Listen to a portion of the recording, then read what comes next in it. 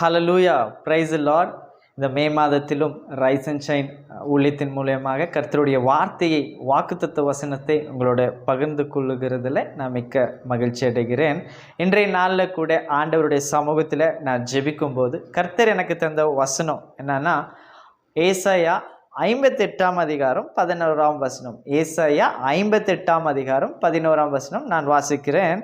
கர்த்தர் நித்தமும் உன்னை நடத்தி மகா வறட்சியான காலங்களிலும் உன் ஆத்துமாவை திருப்தியாக்கி உன் எலும்புகளை நினமுள்ளதாக்குவார். நீ நீர்ப்பாய்ச்சலான தோட்டத்தை போலவும் வற்றாத நீரோற்றவும் போலவும் இருப்பாய். ஆண்டவர் உங்களை பார்த்து, என்னை பார்த்து இந்த மாதத்துல சொல்லுகிற காரியம் என்னவென்றால், நீ நீர்ப்பாய்ச்சலான தோட்டத்தை போலவும் வற்றாத நீரோட்டவும் போலவும் இருப்பாய். எவ்வளவு ஒரு ஆசீர்வாதமான ஒரு வார்த்தை பாருங்க. நீ நீர்ப்பாய்ச்சலான தோட்டத்தை போலவும் வற்றாத நீரோற்றை போலவும் இருப்பாய். ஆமென். நீ அப்படின்னு சொல்லும்போது ஆண்டவர் தம்முடைய பிள்ளைகளை குறித்து சொல்லுகிறார். ஆமென். யாரெல்லாம் நீர்ப்பாய்ச்சலான தோட்டத்தை போல இருப்பார்கள் அப்படின்னு நம்ம வேதாகமத்தில் கொஞ்சம் ஆராய்ந்து பார்க்கும்போது, சங்கீதத்தில் 1 அதிகாரம் 2 வசனத்தில் போட்டிருக்கு, கர்த்தருடைய வேதத்தில் பிரியமாய் இருந்து இரவும் பகலும் அவருடைய வேதத்தில் தியானமாய் இருக்கிற மனுஷன் பாக்கியவான். இங்க வேதத்துல போட்டிருக்கு, கர்த்தருடைய வேதத்தில் பிரியமாய் இருந்து இரவும் பகலும் அவருடைய வேதத்தில் தியானமாய் இருக்கிற மனுஷன் பாக்கியவான். அவன் 3 வசனம் சொல்லுகிறது, அவன் நீர்க்கால்களில் ஓரமாய் நடப்பட்டு தன் காலத்தில் தன் கனியை தந்து இலை உதிராத மரத்தை போல் இருப்பான். அவன் செய்வதெல்லாம் வாய்க்கும். ஆமென். ஆண்டவர் யாரெல்லாம் நீர்ப்பாய்ச்சலான தோட்டத்தை போல இருப்பார்கள் என்றால், சங்கீதம் 1 அதிகாரம் 2 வசனம் சொல்லுகிறது, கர்த்தருடைய வேதத்தில் பிரியமா இருந்து இரவும் பகலும் அவருடைய வேதத்தில் தியானமா இருக்கிற மனுஷன் பாக்கியவான். பாருங்க, கர்த்தருடைய வேதத்தை மேல் நாம் இரவும் பகலும் தியானமா இருக்கும் போது, கர்த்தருடைய வேதத்தை நாம் நேசிக்கும் போது, அதில் நாம் தியானமா இருக்கும் போது, அதில் நாம் பிரியமா இருக்கும் போது, அந்த சங்கீதத்தில் 1 அதிகாரம் 3 வசனம் சொல்லுகிறது, நீ நீர்க்கால்களில் ஓரமாய் நடப்பட்டு தன் காலத்தில் தன் கனியை தந்து இலை உதிராத மரத்தை போல் இருப்பாய். அவன் செய்வதெல்லாம் வாய்க்கும். ஆமென். எப்படி நீர்ப்பாய்ச்சலான தோட்டத்தை போல இருப்பதுன்னா ரொம்ப சிம்பிள். நம்ம எப்பொழுதும் கர்த்தருடைய வேதத்திலே என்னவாக இருக்க வேண்டும் என்றால் பிரியமாக இருக்க வேண்டும். நாம் அதில் தியானமா இருக்க வேண்டும். ஆமென். கர்த்தருடைய வேதம் ஆண்டவர், ஏன்னா ஆண்டவர் வார்த்தையாக இருக்கிறார். யோவான் 1 அதிகாரம் 1 வசனம் சொல்லுகிறது, ஆண்டவர் வார்த்தையாக இருக்கிறார். ஆமென். அந்த வார்த்தையின் மேலே நாம் பிரியமா இருக்கும் போது, அந்த வார்த்தையை நாம் எப்பொழுதும் தியானிக்கும் போது நாம் நீர்ப்பாய்ச்சலான தோட்டத்தை போல இருப்போம். எனக்கு பிரியமானவர்களே, நம்ம விசேஷமாக இயேசு கிறிஸ்துவுடைய வாழ்க்கையில இயேசு கிறிஸ்து களைப்பாக இருக்கிறார். அவர் என்ன செய்கிறார் என்றால், சமாரியா பட்டணத்துக்கு போகிறார். சமாரியா பட்டணத்துக்கு போகும்போது அங்க ஒரு ஸ்திரீயை பார்க்கிறார். சமாரியா ஸ்திரீயை பார்க்கிறார்.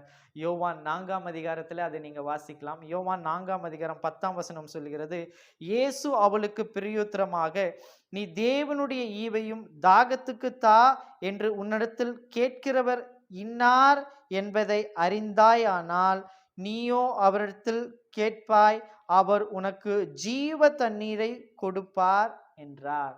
ஆமென். ஆண்டவர் யூதராக இருந்ததுனால அந்த சமாரியா ஸ்திரீக்கும் யூதர்களுக்கும், சமாரியருக்கும் யூதருக்கும் எந்த ஒரு சம்பந்தமும் இல்லாமல் இருந்தது. ஆனால் ஆண்டவருக்கு தாகம் எடுத்தது. ஹல்லேலூயா. அப்போ தண்ணி எடுக்கும்படியாக அங்க ஒரு சமாரிய ஸ்திரீ வருகிறதை நாம் காண்கிறோம். யோவான் 4 அதிகாரத்துல ஆண்டவர் தம்முடைய தாகத்திற்கு தண்ணீர் தா என்று கேட்கிறார். ஹல்லேலூயா.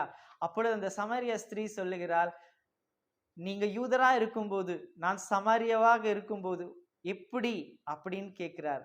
அதற்கு இயேசு சொல்லுகிறார், உன்னிடத்தில் நீ அவரிடத்தில் கேட்டிருப்பாய், அவர் உனக்கு ஜீவ தண்ணீரை கொடுத்திருப்பார் என்றார். நான் யாரு அப்படின்னு நீ தெரிஞ்சிருந்தா நீ என்னிடத்துல கேட்டிருப்ப, நான் உனக்கு ஜீவ தண்ணீரை கொடுப்பேன் என்று சொல்லுகிறார். ஆமென்.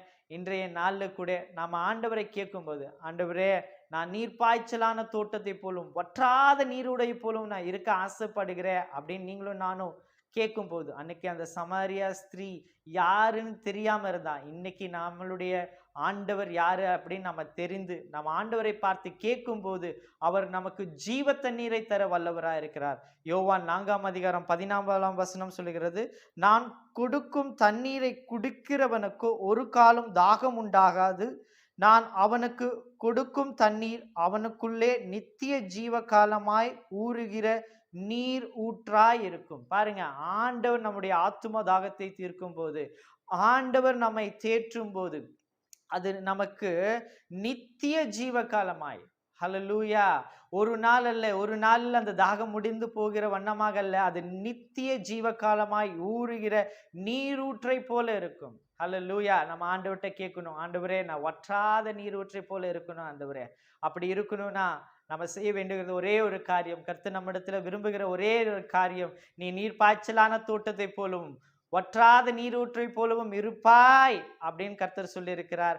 அப்படி இருக்கணும்னா நம்ம ஆண்டவர்கிட்ட நம்ம ஒப்பு கொடுக்கணும். இரவும் பகலும் கர்த்தருடைய வேதத்துல அதில் பிரியமா இருந்து அதில் நாம் தியானிக்கும் போது, ஹல்லேலூயா, நாம் நீர் பாய்ச்சலான தோட்டத்தை போல இருப்போம். எல்லா காலத்திலும் நாம் கனிகளை கொடுக்கிற வண்ணமாக நம்முடைய வாழ்க்கை இருக்கும். நாம் ஆண்டவருக்கு நம்மை ஒப்பு கொடுப்போம். நம்ம ஆண்டவருக்கு ஒப்பு கொடுத்து, ஆண்டவரே நான் இரவும் பகலும் என்ன ஆனாலும் சரி ஆண்டவரே, நான் உமக்கு ஒப்பு கொடுக்கிறேன், நான் உம்முடைய வேதத்தில் நான் பிரியமா இருக்கிறேன், உம்முடைய வேதத்திலே நான் தியானமா இருக்கிறேன் கர்த்தாவே அப்படின்னு நீங்களும் நானும் நம்மளை தாழ்த்தி ஆண்டவருக்கு ஒப்பு கொடுக்கும் போது, ஆண்டவர் நம்முடைய வாழ்க்கையில நீங்க என்ன வேலை செய்தாலும் சரி, நீங்க படித்து கொண்டிருந்தாலும் சரி, நீங்க வேலை செய்து கொண்டிருந்தாலும் சரி, உங்க வாழ்க்கையில எப்பேற்பட்ட நிலைமையில் இருந்தாலும் சரி, நீங்க எதை செய்தாலும் கர்த்தர் அதை வாய்க்க வல்லவராக இருக்கிறார். நீங்கள் நீர் பாய்ச்சலான தோட்டத்தை போலவும் வற்றாத நீர் ஊற்றுவை போலும் இருப்பீர்கள். ஆமென். கர்த்தர் உங்களை ஆசீர்வதிப்பாராக. நம்ம கண்களை மூடி ஜெபிப்போம். அன்புள்ள ஆண்டவரே, இந்த நாள்ல இதை பார்த்து கொண்டு இருக்கிற அன்பு சகோதர சகோதரிகளுக்காக நான் ஜெபிக்கிறேன். இயேசுவின் நாமத்தினாலே உம்முடைய வேதத்தின் மேலே ஆண்டவரே ஒரு பிரியம் உண்டாவதாக. உம்முடைய வேதத்தின் மேலே ஆண்டவரே எப்பொழுதும் ஆண்டவர் ஒரு ஆசை உண்டாகட்டும் என்று ஜெபிக்கிறேன் ஆண்டவரே. ஆண்டவரே, இந்த உலகத்துல ஆண்டவரே எந்த ஒரு காரியமும் தேவனோடு ஆண்டவரே ஸ்பெண்ட் பண்ற டைமை டிஸ்டர்ப் பண்ணாதபடி கர்த்தர் அவர்களை பொறுப்படுத்திக் கொள்ளுங்க என்று ஜெபிக்கிறேன், ஆசீர்வதிக்கிறேன். இவர்கள் இந்த மே மாதத்திலும் ஆண்டவரே வாழ்க்கை முழுவதும் நீர் பாய்ச்சலான தோட்டத்தை போலும் வற்றாத நீரூற்றை போல இருப்பார்களாக என்று நான் ஜெபிக்கிறேன். இயேசு கிறிஸ்துவின் நாமத்திலே நான் வேண்டுகிறேன், ஜீவனுள்ள நல்ல பிதாவே. ஆமென். God bless you.